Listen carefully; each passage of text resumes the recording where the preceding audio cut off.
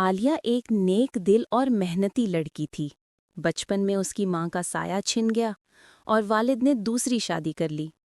نئی ماں شازیہ خود غرض اور سخت دل تھی۔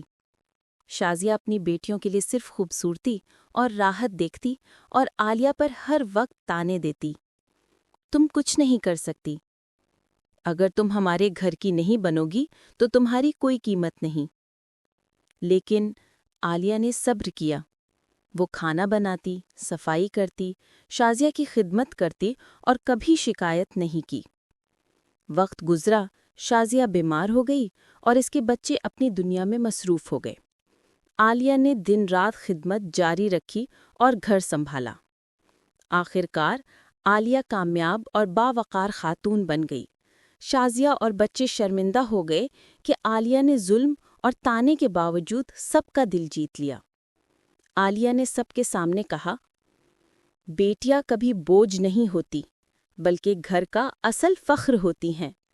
خدمت اور محنت کا پھل آخر کار سب کے سامنے آتا ہے۔